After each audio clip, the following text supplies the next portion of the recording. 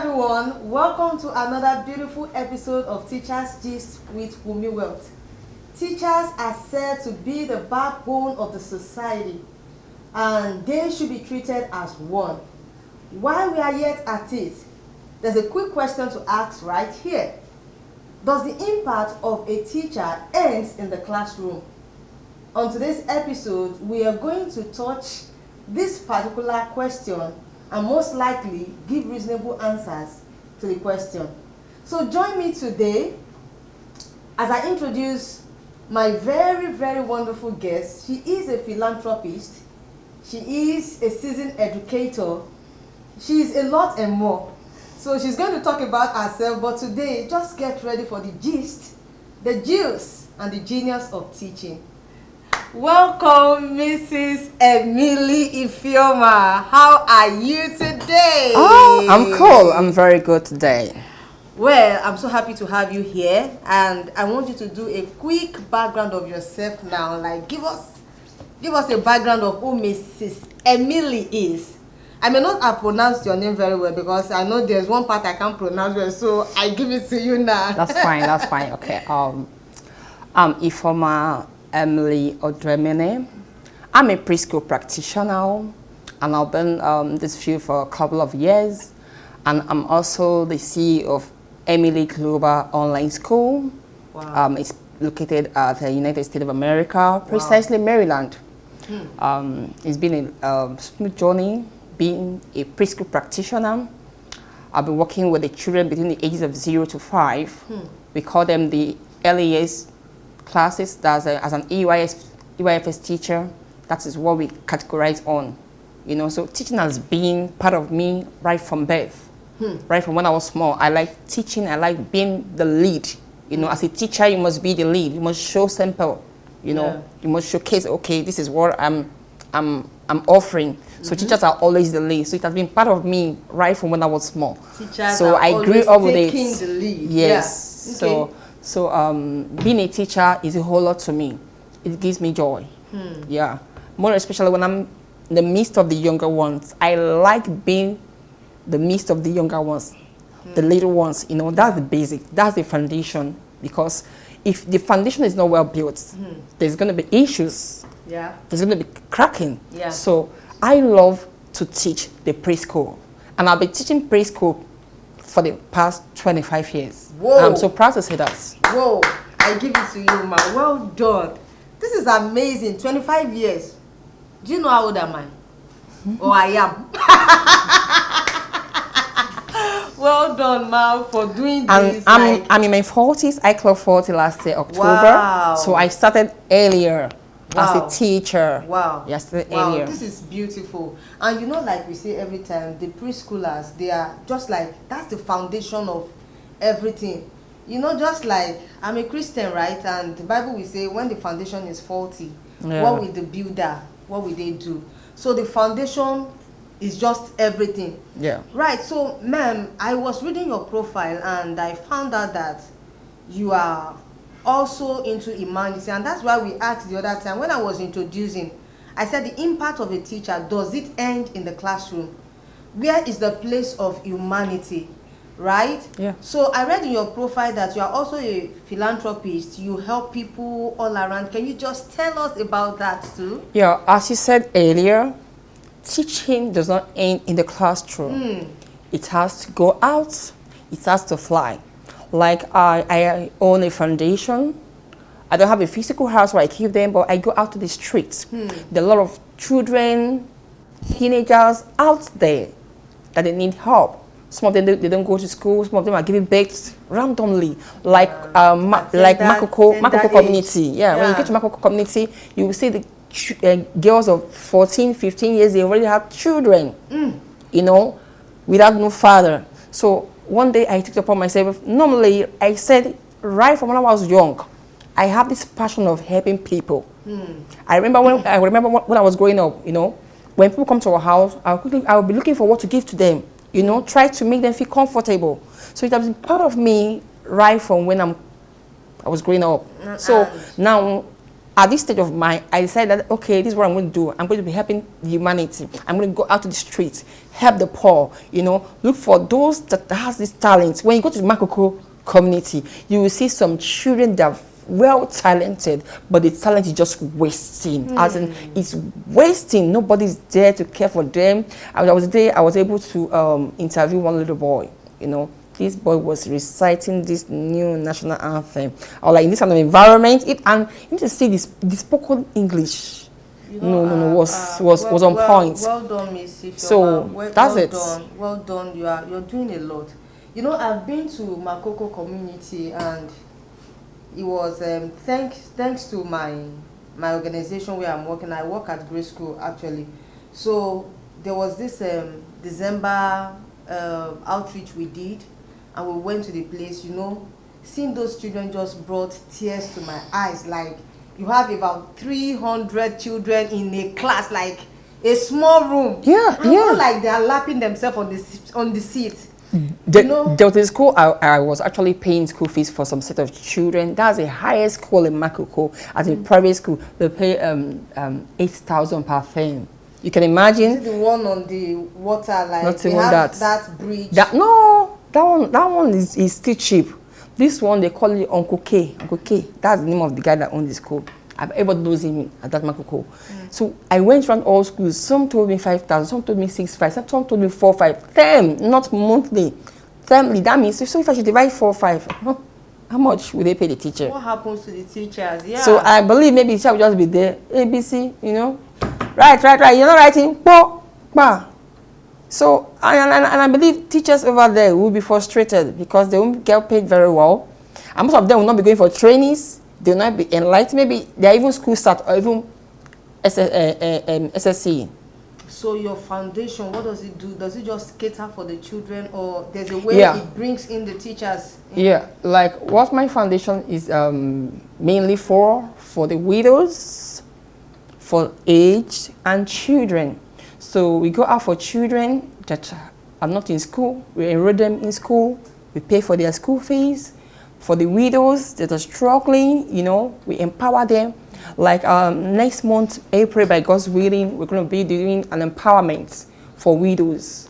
And I'm going to pick up 20 widows to empower them so that their business can be booming. So apparently, if we get more than what we are budgeting, we'll do more than 20 widows. Yeah. But basically, what we're working on 20 widows to empower them in April. There's something I got from our conversation now. It's very important that you start from where you are. You know, what she's doing now is telling us that the impact of a teacher does not end in the four walls of the classroom. Yeah. Now you are out there, you want to work with children, and the children you are working with, their parents are also struggling. Their parents, they have to hawk in the market before coming to school in the morning. There's nothing they can do, virtually nothing. And many of them that come from that area you mentioned now, some of them also come to, you know, the main town to actually school. But you see them that they are the ones that get to school very late. Yes. Because they would have walked everywhere in the morning before they get to Most school. of them in the morning, they even go to the lagoon to get the fish, you know, try to come sell so that they will be able to get money even to feed.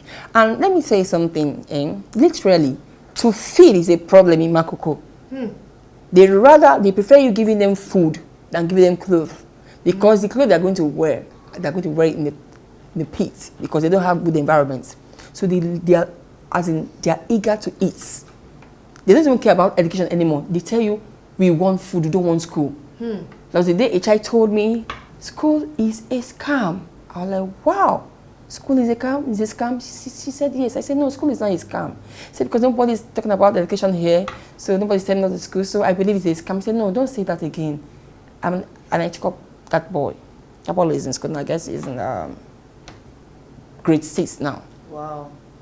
So what do you think teachers can do out there? Teachers, school owners, what do you think they should do? At least, because now, you know, there are some schools out there, their tuition is over $1 million and all that. Yeah, that reminds me. Because at the end of the day, sorry ma'am, at the end of the day, these children that are not trained, they become the hoodlum. they become the terror in the street. In society, yeah. Yeah, so what would you say to school owners, leaders out there? When I talk about the solution is into 3 categories. One, the government. The government have to come in to see how they can help. They need to have an agency that will work in that community, that knows, okay, what can be profitable for that community. Okay, where they can they build a school? One. Secondly, how can they help the parent? If it's to empower them, to give them skills, so that it will help the government as well, because government can't carry it all alone. Yeah. But when the parents are being equipped, maybe they're learning one thing or the other, they're selling, something is coming in daily basic for them, they'll be able to assist their children as well. So I want to come in now. In the situation where the community is so large, I'm more like in a room, you see 20 people like managing a room. So don't you think, I don't know, how can the government, or what is going to happen? Is it possible that they depopulate that area, kind of? I don't know if it has been happening. Yes, the way government can come in is when we come to educate them. I tell you, I said earlier that sometimes when you get to that place, you see a child of 14, 15 have given birth to 2 children. Because because the way they are giving birth there, it's as if the way fishes give birth. They say yes, and they are close to water. So most of them, they're not educated. They have sex just like that. There's no precautions. There is no prior notice to it. They don't have any knowledge. So just give birth. And it's easier for them. Once they give birth, just dump the child there. The child will start growing. Also continues. So they see it as a normal life. They are used to it. So government needs to, that's why education is very, very important. When they are being educated, they know, okay, if you don't want to be getting pregnant, you have to be using condom. For their mothers, they have to do family planning. Most of them, they don't know what's called family planning. They don't have birth control. So government has a lot to do in that community because of the kind of environment they find themselves. And most time I hear that government really pushing money to that community, but I think that is where we have the issue again, that it's not just about sponsoring a project, but also creating a monitoring squad. Thank you. Monitoring squad. You have sponsored a project. Can there be monitoring squad that go ahead to monitor exactly whatsoever you have allocated those funds for? Like last year we got a wheelchair for a child. And I go there often to see, because to be sincere, if not I go there often to see, they will sell that wheelchair because of poverty. I bought that wheelchair for 160,000 naira, new wheelchair for that child. That child has been sitting for over, she is 16 years, and she'll be sitting on the floor. She crawls with her bottoms. Wow. So when I bought that wheelchair, I told the mom, please don't sell this. I beg of you, so that this child can be moving around, because it will be easy moving the bobs. With the way that place is. And in fact, if I show you the video of that environment, you're like, these people said this wheelchair. Every time I call the mom, sometimes I would like, okay, have this to buy something for the girl, so that they won't sell that wheelchair. Wow, thank you so much. For so all that. Thank as you said, monitoring squad, they should be. If not, there won't be results. Yes, there won't be we results. Won't get anywhere. There should be monitoring for all of these things. So, Mama, right now I'm going to ask you, I think this is more like the last question I'm going to ask you. Okay. What do you say to teachers out there? How do we come in? Now, teachers may not necessarily have like the hundreds of millions or whatsoever they can, but how can we come in as teachers? Yeah, as teachers, we can form a forum where we can come together, okay, from different schools, come together. What can we do? Okay, I'm going to be providing additional material, pencil precisely. You're going to be providing this. You're going to provide this. Okay, I'm very good at arts and craft. Okay, we're going to go into this community, teach them how to work with their hands. Hands on activity. You're the etiquette. You're going to teach them this. You're this. So we have to, we have to synergize. Yes. We work hand in hand. Okay. Yes. There is no I am winning. You're winning. No, nobody's winning. Everybody, we are working towards one goal. Mainland teacher, island teacher. No. So we need to work together because we are pursuing a certain goal.